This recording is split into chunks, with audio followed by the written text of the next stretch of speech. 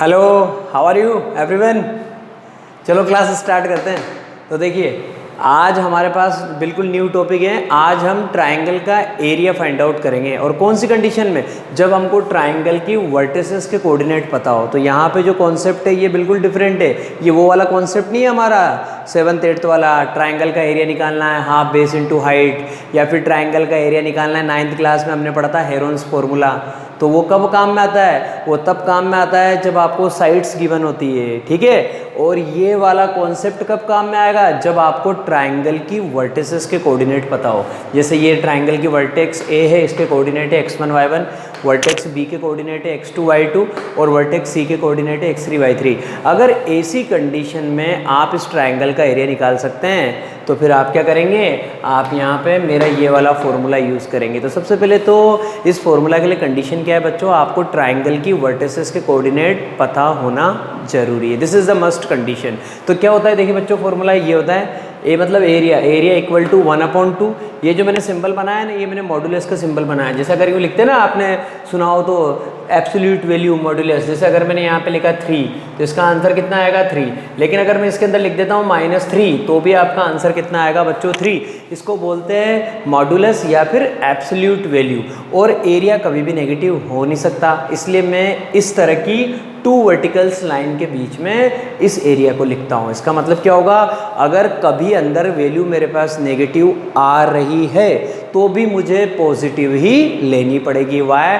Because area can't be negative. अब देखिए कैसे होगा फॉर्मूला। ये देखिए 1/2 वही जो आपका होता था फिक्स। फिर आप ये मॉड्यूलस बनाइए x1 ब्रैकेट में y2 minus y3 plus x2 y3 minus y1 plus x3 y1 minus y2। इसको याद करने का फॉर्मेट बड़ा सिंपल है। अगर किसी को लगता है कि सर हमें डिफिकल्टी आ रही है याद करने में, तो मैं बड़ी सिंपल से ट्रिक सिखाता हूँ आपको। आप यूँ याद रखिए 1 2 3, ये फॉर्मेट याद रखिए।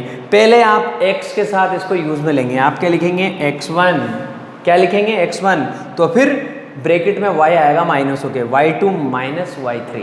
मतलब स्टार्टिंग में आपको ब्रैकेट के बाहर x लिखना है और ब्रैकेट के अंदर y वाली टर्म्स आएगी। तो आप लिखेंगे x1, ब्रैकेट के अंदर क्या आएगा बच्चों? y2 minus y3। अब वापस किसका नंबर आ जाएगा? x2। ये लिखेंगे आप प्लस लगा के x2, और अब इसमें से इसको माइनस करना है, सीक्वेंस में चलना है। y1 ये लिखा, y2 माइनस y3, फिर ये लिखा x2, फिर y3 minus y1 plus x2 y3 minus y1 plus किसका नंबर आ जाएगा आपकी बार? x3। और आपकी बार कौन माइनस हो जाएगा? y1 minus y2 plus x3 y1 minus y2। आपको ये सीक्वेंस मेरी याद रखनी है। आपको ये फॉर्मूला याद करने में बिल्कुल भी प्रॉब्लम नहीं आएगी। आपको क्या करना है? सबसे पहले 1 2 3 लिखना है। x1 लिखा है, x1 y2 माइनस y3, ठीक है। फिर प्लस लगाएंगे, अब लिखेंगे x2 y3 माइनस y1। अब प्लस लगाएंगे x3 और y1 माइनस y2। ये आपका ट्रायंगल का एरिया निकालने का फॉर्मूला है। अब इस फॉर्मूला पे बेस्ड क्वेश्चन किस तरह से आएंगे वो मैं आपके सामने लेके आ रहा हूँ, ठीक है बच्चों। तो देखिए बच्चों, किस तरह का क्वेश्चन आएगा मैंने आपको बता रखा है कि जब भी हम किसी भी फॉर्मूला को इंट्रोड्यूस करवाते हैं आपको, तो सबसे पहले मेरी एक आदत है, मैं सबसे सिंपल क्वेश्चन लेके आता हूं ताकि वो फॉर्मूला जो है वो पूरा का पूरा आपको एकदम प्रॉपरली शानदार प्रिपेयर हो जाए कि अगर हमारे पास कोई क्वेश्चन आता है तो उसको किस तरह से करना है। तो देखिए, find the area of the triangle, मतलब ट्राइंगल का एरिया निकालना है। Formed by the points, 3 points दे रखे हैं, मतलब आपको 3 वर्टिसेस दे रखी है, वर्टेक्स है, वर्टेक्स बी, वर्टेक्स सी। जब भी ऐसी कंडीशन है ना, तो सबसे पहले तो आप मेरे स्टाइल में काम करिए। इसको तो बोल दीजिए x1 y1, इसको बोल दीजिए x2 y2 और इसको बोल दीजिए x3 y3, क्योंकि स्टार्टिंग में अपने को ये बातें लिखनी पड़ेगी ताकि अपना क्वेश्चन इमीडिएट हो जाए।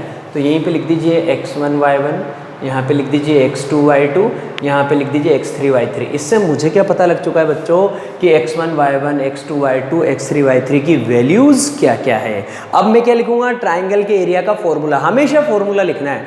अगर आपको मिस्टेक करने से बचना है तो हमेशा फॉर्मूला लिखना पड़ेगा। तो ट्राइंगल का एरिया निकालने का फॉर्मूला होता है बच्चों 1/2। ये मैंने मॉडुलस बनाया। अब आपको समझ में आई गया होगा कौन सी ट्रिक फॉलो करनी है। ब्रैकेट के बाहर x आते हैं और ब्रैकेट के अंदर y आते हैं।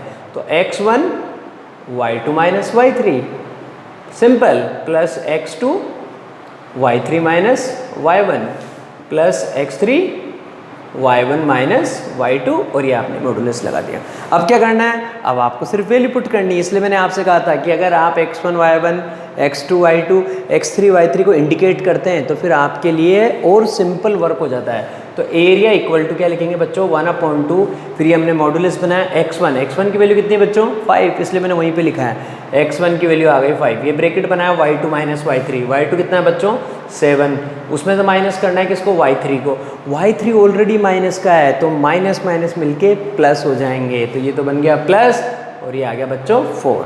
अब प्लस लगाएंगे फॉर्मूले का, प्लस में क्या बच्चों x2 की वैल्यू कितनी है 4, x2 की वैल्यू लिख दी बच्चों मैंने 4, y3 माइनस y1, देखिए y3 कितना है -4 तो y3 की जगह लिखा -4, ये फॉर्मूले का माइनस है, पहले माइनस लगाया। y1 कितना है y1 2 है, y1 के प्लेस पे मैंने 2 लिखा, प्लस x3 की वैल्यू कितनी है बच्चों 7, ये आ गई 7, y1 माइनस y2, ये रहा y1 कितना है y1 2 है, 2 में से माइनस करना है किसको y2 को, y2 7 है, y2 की वैल्यू पुट कर दी हमने यहाँ पे 7 और ये हमारा मॉडुलस। ठीक है, सोल्व कर देंगे। एरिया इक्वल टू 1/2, ये हमने मॉडुलस बनाया। 7 + 4 कितना होता है बच्चों, 7 + 4 होता है 11, 11 को 5 से मल्टीप्लाई करेंगे, 11 5 जा 55, ये लो, प्लस माइनस माइनस मिलके क्या हो जाएगा बच्चों प्लस, तो माइनस का 6, माइनस के 6 को प्लस के 4 से मल्टीप्लाई करेंगे तो माइनस का 24, तो यहाँ पे माइनस आ जाएगा माइनस का 24, क्योंकि प्लस माइनस माइनस। फिर इसके बाद आप आ जाइए 2 में से 7 जाएगा बच्चों, कितना बचेगा माइनस का 5, क्योंकि 2 में से तो 7 जाता ही नहीं है, 7 में से 2 को माइनस करना पड़ेगा और जो ग्रेटर डिजिट है वो माइनस की है तो साइन भी माइनस का आएगा, तो -5 को +7 से मल्टीप्लाई करेंगे माइनस का 35, ये मॉडुलस लगा दिया। आप सबसे शानदार चीज़, जैसे इंटीजर का ऑपरेशन होता था वैसे ही ऑपरेशन होगा यहाँ पे भी। ये दोनों नंबर क्या है बच्चों, ये दोनों नंबर नेगेटिव है तो दोनों प्लस हो जाएंगे, तो 35 में आप किसको प्लस करेंगे बच्चों 24 को, 5 और 4 9, 3 और 2 5, कितना है बच्चों 59, आने तो जो भी आ रहा है क्या फ़र्क पड़ रहा है, तो 1/2 और मॉडुलस के अंदर आप क्या लिखेंगे 55 - 59, लिखा कि नहीं लिखा। अब मैंने पता है ये क्वेश्चन क्यों लिया था जानबूझ के, मैंने इसलिए लिया था क्योंकि अंदर अब मेरी वैल्यू क्या आ रही है बच्चों नेगेटिव आ रही है, क्योंकि 55 में से 59 माइनस नहीं होगा, 59 में से 55 को माइनस करना पड़ेगा, और अगर ऐसा करेंगे तो फिर हमारा साइन क्या आएगा नेगेटिव, तो हमारा आंसर क्या आ रहा है यहाँ पे 1/2 मॉडुलस के अंदर -4। और मैं तो बहुत अच्छे से जानता हूँ कि ये जो बात चलती है ना बेटा, इसको बोलते हैं एब्सोल्यूट वैल्यू, और absolute value of N integer is always positive. मतलब ये जो -4 आ रहा है ना मेरे पास, ये -4 नहीं आएगा, ये क्या बन जाएगा 4 बन जाएगा, क्योंकि कॉन्सेप्ट है एरिया कभी भी नेगेटिव नहीं हो सकता। तो इसका मतलब क्या हो गया, आंसर आ जाएगा 1/2, और ये वैल्यू जब मॉडुलस के बाहर आएगी तो इसको क्या लिखेंगे मल्टीप्लाई बाय 4, क्योंकि ये पॉजिटिव बनेगी। फिर 2 से 4 कितनी बार कट जाएगा 2 बार, और पीछे लिख देंगे हम इसके 2 square unit. This is the area of this triangle. समझ में आई मेरी बात। अब एक और क्वेश्चन लेते हैं। तो देखिए बच्चों, हमारे पास यहाँ पे जो क्वेश्चन नंबर 2 जो हम आज ले रहे हैं वो भी बहुत सिंपल है। इसमें क्या करना है आपको, थोड़ा सा बस इसकी जो क्वालिटी है वो डिफरेंट है, बाकी और कुछ भी नहीं है, क्योंकि यहाँ पे अपने को प्रूव करना पड़ेगा कि इस क्वेश्चन की थोड़ी सी क्वालिटी डिफरेंट है, बाकी कॉन्सेप्ट वही है एरिया ऑफ ट्राइंगल वाला।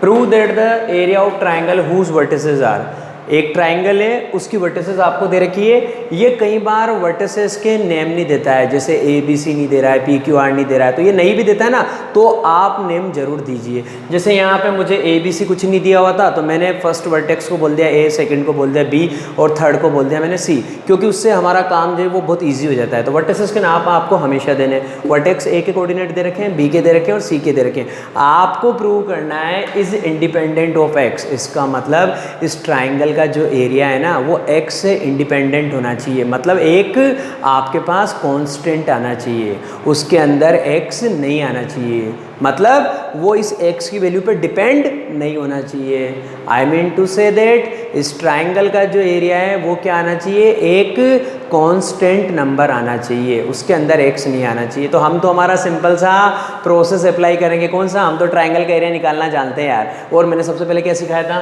फर्स्ट वर्टेक्स को क्या लिख देंगे x1 y1, इसको लिख दीजिए x1, इसको लिख दीजिए y1, सेकंड को क्या लिख देंगे x2 y2, और थर्ड वर्टेक्स के लिए क्या लिख देंगे x3 y3। सबसे पहले तो आप ये काम ये मेरा चैलेंज है। अब इसके बाद क्या करेंगे, ट्राइंगल का एरिया निकालना है, तो ट्राइंगल के एरिया का ही फॉर्मूला लगाएंगे यार। तो ट्राइंगल का एरिया निकालने का फॉर्मूला क्या होता है बच्चों, 1/2 मॉडुलस के अंदर x1 y2 minus y3 plus x2 y3 minus y1 plus x3 y1 minus y2, ये ली। ठीक है, अब स्टार्ट करते हैं। तो एरिया इक्वल टू 1/2, ये मॉडुलस बना है। x1 की वैल्यू कितनी है, ये रही बच्चों x1 की वैल्यू कितनी, x, तो x1 की जगह क्या आ जाएगा, x आ जाएगा। y2 माइनस y3, y2 की वैल्यू कितनी है बच्चों, x+2, तो पहले आप ब्रैकेट बनाइए, उसमें लिखिए x+2, उसमें से माइनस करना आपको y3 को। y3 कितना है, x। कितना आसान होगा, देखिए मैंने जो अप्रोच बताया उससे कितना जल्दी जल्दी दिखता है कि ये x1 है, ये x2 है, ये x3 है। तो x3 कितना आ गया बच्चों आपको, सॉरी y3 कितना आ गया यहाँ पे x, तो यहाँ माइनस है तो यहाँ माइनस ही लगाना है, ये आ गया आपके पास x। ठीक है, प्लस x2 कितना है बच्चों, x+2, तो x2 की जगह लिख देंगे हम x+2। अब ये देखिए 2 टर्म्स है तो ब्रैकेट में लिख दीजिए, ज़्यादा बेटर रहेगा। अब ये आपका y3 माइनस y1, y3 कितना है बच्चों x में से माइनस करना है किसको, y1 को। y1 कितना है बच्चों, ये। अब देखिए इसमें से माइनस करना है ना इसको, तो इन दोनों के साइन चेंज हो जाएंगे, तो ये तो बन जाएगा माइनस का और ये बन जाएगा प्लस का। तो कैसे लिखेंगे, -x+2 -x+2। अब प्लस x3, प्लस लगाया, x3 कितना है बच्चों, वो रहा x+3, तो x3 की जगह क्या लिखेंगे बच्चों, x+3, इसको भी ब्रैकेट में लिखिए।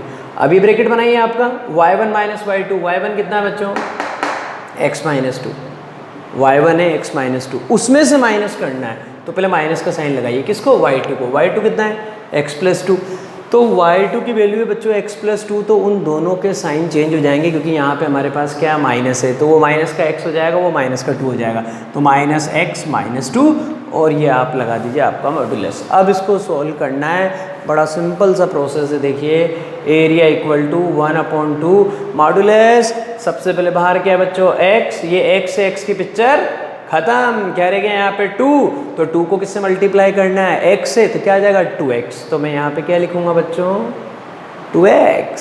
ठीक है, अब आ जाइए आप x+2 को मल्टीप्लाई करना है इससे, फिर कहानी खत्म है। देखिए x से x की पिक्चर फिर खत्म, क्या बचा आपके पास 2, तो 2 से मल्टीप्लाई करना है इन दोनों टर्म्स को, तो अब की बार क्या लिखेंगे 2x + 4, तो प्लस का 2x प्लस का 4। ठीक है साहब, आगे जाइए आप। अब ये x+3, पहले तो आपको प्लस लगा दीजिए, ये x+3, और ब्रैकेट के अंदर ये टर्म्स है x से x की फिर पिक्चर ओवर, माइनस माइनस मिलके क्या हो गया बच्चों प्लस, माइनस का 4, तो माइनस के 4 को मल्टीप्लाई करना है किससे, x+3 से। दिखा रहा हूँ आपको यहाँ पे, माइनस के 4 को x+3 से मल्टीप्लाई करना है, तो क्या आ जाएगा बच्चों -4x, और माइनस प्लस मिलके -12, तो क्या है आपके पास -4x -12, क्या है -4x -12, और बाहर क्या था प्लस, तो इनके साइन पे कोई इफेक्ट आएगा ही नहीं, तो हमारा आंसर क्या आ जाएगा -4x -12, ये आ गया हमारा आंसर। अब देखिए मज़ेदार बात, 2x + 2x दोनों मिलके कितने हो गए 4x, और ये क्या है माइनस का 4x, तो इस 4x से पिक्चर ओवर, क्या रह गया यहाँ पे प्लस का 4, यहाँ पे क्या रह गया बच्चों माइनस का 12, तो कैसे लिखेंगे 1/2 मॉडुलस के अंदर 4 - 12, अभी आपको सिखाया था 4 में से 12 जाएगा क्या बचेगा माइनस का 8, तो 1/2 मॉडुलस के अंदर क्या आ गया माइनस का 8। अब ये नेगेटिव आए चाहे पॉजिटिव आए, मुझे तो आंसर पॉजिटिव ही लेना है, तो मैं क्या लिखूंगा 1/2 मल्टीप्लाई बाय 8, ठीक है, और 2 से 8 कितनी बार कट जाएगा 4 बार, 4 square unit, it means my area is independent of x। क्यों, क्योंकि फाइनल आंसर में मेरे पास x नहीं आया, फाइनल आंसर मेरे पास क्या आ रहा है एक कांस्टेंट आ रहा है, इसलिए मैं क्या कहूँगा यहाँ पे कि this area is independent of x। Is it clear, ठीक है। अब नेक्स्ट क्वेश्चन लेंगे। अब देखिए बच्चों, ये जो क्वेश्चन लेके आया हूँ मैं, ये CBSE 2015 में आया था और बहुत ही वंडरफुल क्वेश्चन है, इतना अच्छा क्वेश्चन है, इसमें बहुत प्यारा कॉन्सेप्ट है यार। देखिए find the area of the triangle, करना तो वही है, ट्राइंगल का एरिया ही निकालना है, लेकिन यहाँ पे आपके पास जो उसने क्वेश्चन में बातें बोली ना, वो बातें बड़ी इंटरेस्टिंग है यार, मज़ा आएगा आपको। देखिए find the area of the triangle ABC, triangle ABC का एरिया निकालना है, तो क्यों ना मैं एक रफ डायग्राम बना लूँ यहाँ पे। तो मैंने क्या किया, एक ट्राइंगल ABC बना लिया रफली, ये मेरे पास ट्राइंगल ABC है बच्चों, इसको मैंने वर्टेक्स A बोला, इसको B बोला, और इसको मैंने क्या बोला वर्टेक्स C। अब मुझे बोला जा रहा है कि वर्टेक्स ए के कोऑर्डिनेट कितने बच्चों 1,-4, तो ए के कोऑर्डिनेट लिख दिया मैंने 1,-4। उसके बाद मुझे बोला जा रहा है, ये बात बड़ी इंपॉर्टेंट है यहाँ से, मिड पॉइंट्स ऑफ साइड्स, कौन से साइड्स के मिड पॉइंट, थ्रू वर्टेक्स ए से जो साइड्स जा रही है, तो वर्टेक्स ए से कौन कौन सी साइड जा रही है, एक तो जा रही है ए बी और एक जा रही है ए सी, तो इन दोनों साइड्स के मिड पॉइंट के कोऑर्डिनेट आपको दे रखे हैं। ये सबसे पहले तो क्वेश्चन को आपको अंडरस्टैंड करना पड़ेगा। This is the suspense in this question, ये सस्पेंस है इस क्वेश्चन के अंदर कि आपको ये जो वर्टेक्स ए दे रखी है, इससे जो साइड्स जा रही है, कौन सी साइड्स जा रही है, एक तो जा रही है ए बी और एक कौन सी जा रही है ए सी, इन दोनों साइड्स के मिड पॉइंट के कोऑर्डिनेट दे रखे हैं। सपोज इसके मिड पॉइंट को मैंने क्या बोल दिया बच्चों P, और इसके मिड पॉइंट को मैंने क्या बोल दिया बच्चों Q, तो P के कोऑर्डिनेट कितने दे रखे हैं मेरे को 2,-1 और Q के कोऑर्डिनेट मुझे कितने दे रखे हैं 0,-1। ये तो मैंने सबसे पहले मेरे क्वेश्चन की सेटिंग करी है कि मुझे इस क्वेश्चन को सॉल्व कैसे करना है। तो मैंने रफ डायग्राम बनाया, आपके सामने बता दिया कि ये जो आपकी साइड है ए बी, इसका मिड पॉइंट है P, उसके कोऑर्डिनेट ये दे रखे हैं। ये जो साइड है ए सी, इसका मिड पॉइंट है Q और इसके कोऑर्डिनेट मैंने आपको दे रखे। आपको क्या निकालना है, इस ट्राइंगल ABC का एरिया। लेकिन मैं तो बहुत अच्छे से जानता हूँ, क्यों, क्योंकि यार मैं बहुत ही स्मार्ट आदमी हूँ, मैं अपने टारगेट पे बहुत फोकस करता हूँ। मैंने आपसे कह रखा है ना कि टारगेट पे फोकस करना है क्या है, ट्राइंगल का एरिया निकालना है। और ट्राइंगल का एरिया तो मैं तभी निकाल सकता हूँ जब मुझे इन तीनों वर्टिसेस के कोऑर्डिनेट पता हो, ठीक है। तो इन तीनों वर्टिसेस के कोऑर्डिनेट पता नहीं है, तो एक का पता है बाकी दो का नहीं पता, तो फिर उसके लिए क्या करें, नहीं पता तो सबसे पहले तो अज्यूम करो इसके कोऑर्डिनेट है, हम क्या बोलेंगे x1 y1 और इसके कोऑर्डिनेट क्या बोलेंगे x2 y2। तो हम बोलेंगे late B x1 y1 and c x2 y2, ठीक है। अब इसके बाद क्या करेंगे, वही जो पहले पढ़ा था क्या कि ये मिड पॉइंट दे रखा है, तो मिड पॉइंट के कोऑर्डिनेट निकालने का फॉर्मूला क्या होता है, x1 + x2/2 इक्वल टू में x कोऑर्डिनेट। तो क्या करेंगे, p के कोऑर्डिनेट अगर हमको निकालने होते किससे, by using mid point formula, तो हम क्या करते बच्चों, हम करते x1 + 1, देखिए आप x1 + 1/2 इक्वल टू में क्या आ जाएगा 2, इस पॉइंट का x कोऑर्डिनेट ये आ गया 2 इधर जाएगा, क्रॉस मल्टीप्लाई हो जाएगा, तो x1 + 1 = 4, तो x1 की वैल्यू आ जाएगी 4 - 1 दैट इज 3। तो x1 की वैल्यू कितनी आ गई 3, इतने इजीली निकाल दूंगा मैं भी ये कोऑर्डिनेट। इसके बाद देखिए आप, अब y का नंबर आएगा y1 + -4, तो हम कैसे लिखेंगे y1 प्लस, क्योंकि y2 की वैल्यू नेगेटिव में मैं भी क्या करूँ, है तो है -4/2 और इक्वल टू में इस पॉइंट का y कोऑर्डिनेट वो कितना दे रखा है -1, तो इक्वल टू में क्या आ गया -1 प्लस माइनस माइनस, तो y1 -4/2 इक्वल टू में -1, ये 2 इधर जाएगा, क्रॉस मल्टीप्लाई हो जाएगा, तो -2 हो जाएगा। तो आप क्या लिखेंगे बच्चों, आप लिखेंगे y1 -4 इक्वल टू -2, इधर -4 उधर जाएगा, प्लस का हो जाएगा, तो y1 इक्वल टू -2 + 4, y1 की वैल्यू कितनी आ गई बच्चों 2, तो y1 की वैल्यू भी मुझे मिल गई, मतलब मुझे x1 मिल गया 3 और मुझे y1 मिल गया 2, तो इसका मतलब मुझे वर्टेक्स b के कोऑर्डिनेट मिल चुके हैं। मेरी कहानी क्लियर हो चुकी है। अब मुझे क्या करना है, अब मुझे यहाँ की हेल्प से x2 y2 निकालना है। तो देखिए कैसे निकालूंगा, same process, x2 + 1/2 equal to में क्या आ जाएगा, इस पॉइंट का x coordinate, mid point formula याद रखिए, x1 + x2/2, ये किसके लिए होता था, इस मिड पॉइंट का x कोऑर्डिनेट निकालने के लिए, और वो ऑलरेडी दे रखा है, तो इक्वल टू में पुट कर दूंगा, तो x2 + 1/2 इक्वल टू 0। इससे बढ़िया बात कुछ भी नहीं हो सकती ज़िंदगी में, क्या कि ये 0 आ रहा है तो 2 इधर जाके 0 से मल्टीप्लाई होके इसकी तो और पूरी की पूरी पिक्चर ख़त्म। तो x2 + 1 इक्वल टू क्या आ गया 0, x2 + 1 इक्वल टू 0, तो यहाँ से 1 प्लस का उधर जाएगा माइनस का, तो x2 की वैल्यू कितनी आ गई बच्चों -1, x2 की वैल्यू कितनी आ गई -1।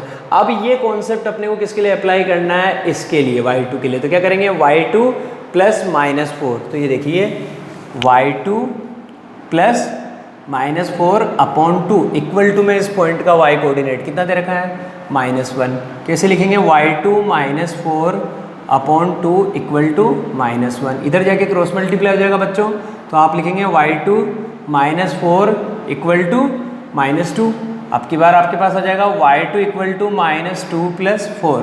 तो y2 की वैल्यू कितनी आ गई 2, y2 की भी वैल्यू कितनी आ गई आपके पास 2। इसका मतलब आपको सारी चीज़ें मिल चुकी है। किसे? वर्टेक्स b के कोऑर्डिनेट मिल चुके हैं, c के मिल चुके हैं। वर्टेक्स b के कोऑर्डिनेट क्या थे बच्चों? x1 y1। तो b के कोऑर्डिनेट आ गए आपके पास 3,2। b के कोऑर्डिनेट कितने आ गए 3,2। किसके कोऑर्डिनेट चाहिए? वर्टेक्स c के। वर्टेक्स c के कोऑर्डिनेट क्या है? x2 y2। x2 की वैल्यू कितनी आई? -1। और y2 की वैल्यू कितनी आई? ये रही y2 की वैल्यू कितनी है? 2 है। तो मुझे पता लग चुका है कि वर्टेक्स b के कोऑर्डिनेट है 3,2 और वर्टेक्स c के कोऑर्डिनेट है -1,2। अब क्या करना है? आप कुछ नहीं करना, ट्राइंगल के एरिया का फॉर्मूला लगाना है और एरिया निकालना है। क्यों? क्योंकि ABC के कोऑर्डिनेट पता लग चुके हैं। अब मैं एरिया का फॉर्मूला लगाने वाला हूँ। तो देखिए यहाँ तक हो चुका था हमारा कंप्लीट क्वेश्चन। क्या कि हमको वर्टेक्स ए के कोऑर्डिनेट ऑलरेडी पता थे, वो ये है। बी के मैंने फाइंड आउट किए थे और सी के भी मैंने फाइंड आउट किए थे। ये दोनों चीज़ें मैं फाइंड आउट कर चुका था। ए के कोऑर्डिनेट पता है, बी के पता है, सी के पता है। फिर मैंने आपको मेरी ट्रिक बता रखी है, ए के साथ लिख दो x1 y1, बी के साथ x2 y2, सी के साथ x3 y3। अब क्या करना है? हमारे फॉर्मूले में वैल्यू पुट करनी है और कुछ भी नहीं करना है। ये ट्राइंगल का एरिया निकालने का फॉर्मूला है। तो एरिया इक्वल टू 1/2 मॉडुलस के अंदर x1 ये रहा आपके पास 1 लिखेंगे। y2 - y3 सारी वैल्यू है। y2 कितना है बच्चों? 2 में से माइनस करना y3 को। y3 कितना है बच्चों? 2। तो 2 में से माइनस करना है 2 को। तो इसकी तो पिक्चर अभी से ही फिनिश हो गई। प्लस x2 कितना है बच्चों? ये रहा 3। माइनस करना y3 - y1। y3 कितना है बच्चों? 2 में से माइनस करना है इसको। तो इसको माइनस करना है, ये ऑलरेडी माइनस का है। तो माइनस माइनस मिलके क्या हो जाएंगे? प्लस। तो यहाँ पे क्या लिखेंगे? 2 + 4। ठीक है, साइन का हमेशा ध्यान रखना है, यहाँ गड़बड़ नहीं करनी। प्लस x3 कितना है बच्चों? -1। तो यहाँ पे क्या लिखेंगे बच्चों? डायरेक्ट -1। फिर ये ब्रैकेट बनाया y1 - y2। y1 है आपके पास -4, y1 की जगह लिखा -4। फिर माइनस करना बच्चों किसको? y2 को। y2 कितना है? 2। तो यहाँ पे लिख दिया मैंने 2 और ये मैंने मॉडुलस लगा दिया। अब देखिए आप, बहुत ही मज़ा आने वाला है। कैसे? 2 में से 2 जाएगा, 0 बचेगा। 0 को 1 से मल्टीप्लाई करो, उसकी भी कहानी ख़त्म। तो यहाँ पे तो क्या आ गया बच्चों? 0। 2 + 4 कितना होता है? 6 को 3 से मल्टीप्लाई किया बच्चों, कितना आ गया? 18। उसके बाद माइनस माइनस मिलके प्लस हो जाएंगे। 4 + 2 6। माइनस के 6 को माइनस के 1 से मल्टीप्लाई करेंगे, प्लस का 6 आएगा। ये आ गया आपके पास प्लस का 6। और इसको सोल्व करना तो बच्चों का खेल है यार। 18 + 6 कितना आ गया? 24। तो आप कैसे लिखेंगे? 1/2 मॉडुलस के अंदर 24। ये ऑलरेडी पॉजिटिव है, होने दो, कोई दिक्कत नहीं। नेगेटिव होता तो भी पॉजिटिव बनाता मैं तो मैं क्या लिखता हूँ? 1/2 मल्टीप्लाई बाय 24। 2 से 24 कट जाएगा 12 बार। My answer is 12 square units. This is the answer. ठीक है, बाकी कल मिलेंगे।